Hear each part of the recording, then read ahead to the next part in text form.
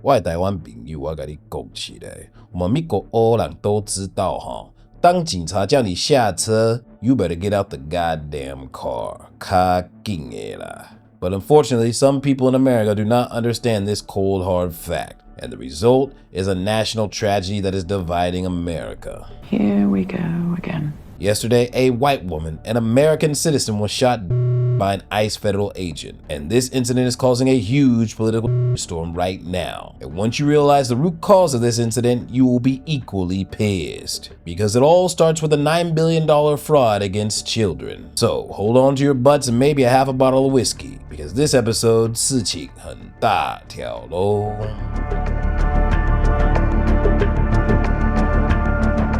Tonight, protests in Minneapolis after a federal agent shot and killed a woman during an immigration and customs enforcement operation in South Minneapolis. The woman identified as 37-year-old RENEE Nicole Good, a Minneapolis resident. The incident posted on X, causing a public outrage. You see several officers approaching an SUV before the driver reverses and pulls the car forward. That's when one officer pulls out a gun and fires. Homeland Security says the woman was attempting to run over law enforcement during an operation and say agents acted in self-defense, claiming they were stuck in the snow when the woman allegedly attacked them. ICE agents repeatedly ordered her to get out of the car and to stop obstructing law enforcement, but she refused to obey their commands. She then proceeded to weaponize her vehicle. This appears as an attempt to kill or to cause bodily harm to agents, an act of domestic terrorism. The FBI is investigating the shooting. So, a white woman just got shot dead by ICE. In order to understand how this happened, you need to understand the full context of the entire story. It all started just 4 years ago. I'm Lou Ragoose with an update on the Feeding Our Future fraud case. Of the 48 people now charged in the scheme, only 7 are in jail right now. 3 of the other defendants either successfully fled or were already out of the country when the FBI started investigating. Those 7 in jail also include Mekfira Hussein, who had booked a one-way flight to Ethiopia that was scheduled to leave last night. Hussein's charges say she stole $6.8 million and never served a meal to a needy child. She bought things like a $93,000 Porsche and several other vehicles and spread a lot of money to other accounts. 5 years after federal investigators first uncovered the scheme to siphon $250 million in pandemic relief, the number of people charged in this massive fraud continues to grow. On Thursday, the Department of Justice filed a 9-count indictment against Usman Kamara, the 45-year-old now charged with wire fraud, bribery, and money laundering. Federal prosecutors say that he owned a small grocery store in North Minneapolis and claimed to be feeding 1,000 kids a day, 7 days a week during the pandemic. Kamara, who allegedly claimed more than $1 million in reimbursements, sent about $100,000 overseas, and he is just the latest to be charged. Earlier this year, Amy Bach, the executive director and founder of Feeding Our Future, was convicted of orchestrating the entire fraud scheme. Following a 6-week trial, it only took jurors 5 hours to convict Bach and her co-defendant, Salim Saeed. They were guilty on all counts, including conspiracy, wire fraud, and bribery. Now, Saeed was one of many meal site operators who collected millions in federal assistance. He falsely claimed to be serving meals to as many as 60,000 kids each day. A little perspective, that is twice the number of students enrolled in the entire Minneapolis Public School District. Of the 77 people now charged in connection with Feeding Our Future, 56 have pled guilty to their role in the scheme, and 7 others have been convicted in 2 separate trials. Now, the shooting of RENEE Good happened in the Sheltie home capital of the Midwest, Minnesota, and the Feeding Our Culture fraud scandal also happened there. And 4 years later, the fraud reincarnated itself in Minnesota, but this time they weren't pretending to feed kids, they were pretending to educate autistic kids. So the question, are there children? There's no children inside this building. Potentially the largest fraud scandal in U.S. history is taking place in Minnesota, as literally billions of dollars have been funneled through Somali-ran fraudulent businesses. So much fraud, it could actually almost replace the entire GDP of Somalia. These fraudsters have worked hand in hand with the Minnesota government as they enabled billions of dollars to be given to fraudulent businesses underneath welfare purposes. Some of this money eventually landed in the hands of terrorist groups in Somalia like the Al-Shabaab, and others enriched themselves all at the U.S. taxpayers' expense. And in this video, we will break down all of the fraud from start to finish, from going to the fraudulent businesses and confronting the people who are making millions of dollars from the government. And we will also be confronting the incompetent government leaders who let this fraud happen. Now, last month, just after Christmas, Somali fraud was spotlighted big time by a 23-year-old YouTuber. And it got so bad that the governor of the state had to do this. For the last several years, an organized group of criminals have sought to take advantage of this state's generosity. And even as we make progress in the fight against the fraudsters, we now see an organized group of political actors seeking to take advantage of a crisis. I don't want to mince words here. Donald Trump and his allies in Washington and in St. Paul and online want to make our state a colder, meaner place. In September, I announced that I would seek a historic third term as Minnesota's governor, and I have every confidence that if I gave it my all, we would win the race. But as I reflect on this moment with my family and my team over the holidays, I came to the conclusion that I can't give a political campaign my all. So I've decided to step out of this race, and I'll let others worry about the election while I focus on the work that's in front of me for the next year. You remember this guy? Tampon Tim, Kamehameha Harris's running mate, one of the most left-wing politicians in middle America. But this goofiness doesn't start and end with Minnesota's governor, because after the Somali fraud and his epic embarrassment causing him not to run again, Donald Trump sent a shit ton of ICE agents to the largest Somali city in the United States, in Minnesota, the same city where that woman got shot. But before that unfortunate tragedy unfolded, let's see how the mayor of the same city responded to Trump's order. Surely he cooperated, right? And here's the thing. Our police officers are not ICE agents. They will not cooperate with ICE agents. Our police officers have an obligation, first of all, not to enforce federal immigration law. That is not their job. That job doesn't get thrown in the garbage simply because the actions of the federal government happen to be garbage themselves. 等一下，让我理解一下哈。A $9 billion fraud is happening in your city under your watch, and the most powerful man in the entire world decides to send people to help you investigate that fraud and fix that shit. And your response is to tell the local police not to cooperate? You have a very, very hard time convincing people that what you're doing is right and that you're really smart. So, the governor of the state failed to manage the fraud, and then the mayor of the city in that same state doesn't even want to investigate the fraud. Could things get any worse? A lot of details here because really, according to prosecutors, Brian, there's just so much fraud here in the state. Now they're looking at the state's Attorney General, Keith Ellison. Why? Because the state's top cop here in Minnesota was caught in an audio recording behind closed doors meeting with a group of soon-to-be convicted Somali fraudsters.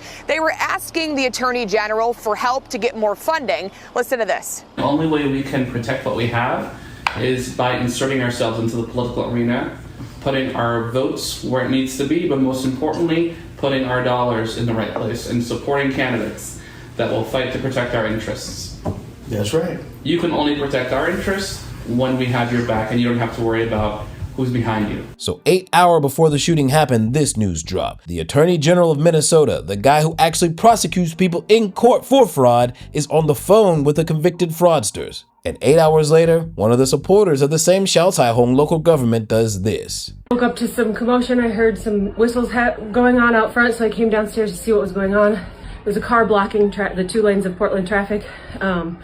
And the ICE agents got out and they were saying, "Get out of here, get out of here." And she was what looked like trying to turn around. And the ICE agent was in front of her car, and he pulled out a gun and put it right in, like, his midriff was on her bumper, and he reached across the hood of the car and shot in the face like 3-4 times. Can you describe a little bit about what this woman looked like? Was there anyone else in the car with her? Did you know if she was the target? I don't know if she was a target. They clearly wanted her out of there because she was the main car leading the protest, is my understanding. I talked to another guy who was driving behind her, but she was very successful in blocking traffic. She was doing what she was set out to do, and so they wanted to get her the hell out of there.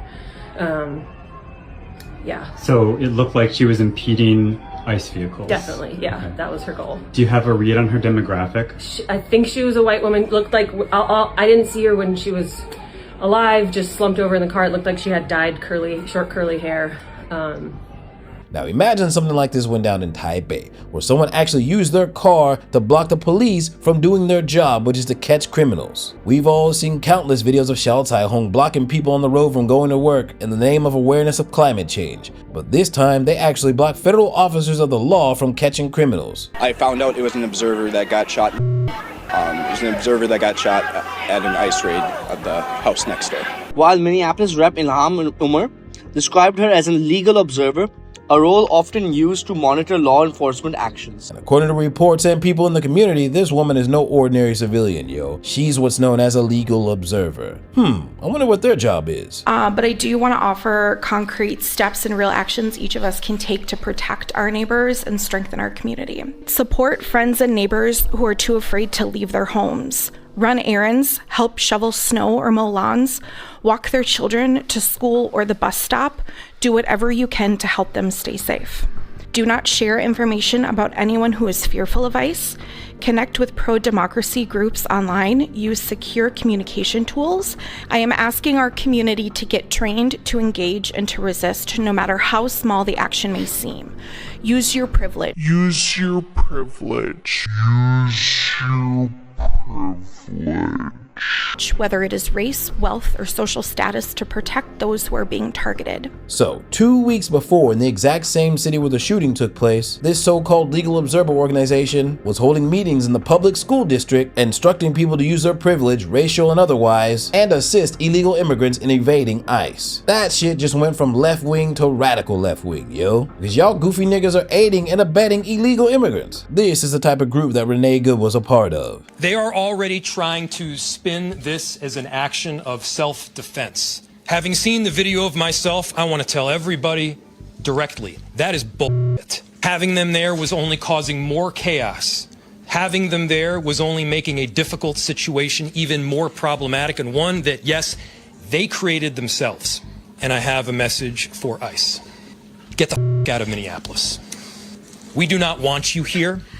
Your stated reason for being in this city is to create some kind of safety, and you are doing exactly the opposite. What I can tell you is the narrative that this was just done in self-defense is a garbage narrative. That is not true. It has no truth. And it needs to be stated very clearly, since we have already seen a video of it. I do not know. She wasn't driving the car toward him, using her vehicle as a weapon. That does not appear to be the case at all. The same mayor whose city has the biggest fraud in history, the same mayor who told the police not to cooperate with federal agents, and after the tragedy happened didn't calm the people down, he got the people riled up. He didn't even wait for the FBI to do their investigation and confirm on what actually happened. He just immediately blamed ICE. This is what we call an epically failed politician. If you are sick and tired of your government being ransacked by Donald Trump and his minions, and generally being uncool with the fact that our neighbors are being disappeared, P.S. without due process, it is just called kidnapping, then show up and use your voice. Put your body on the line. Put your body on the line. Put your body on the line. Just like with George Floyd. We not gonna, what? We gonna tear this motherfucker up. That's what the has to happen. Does anybody know why we're given the Second Amendment right? It's to protect ourselves from a tyrannical government. That's true. Fighting, pointing their guns at the fucking government. They go snatch the president of Venezuela, but our president is a defender. Why are we not the White House dragging him out by his fucking collar? That's where we gotta go, you guys, the White House. Hold to the people!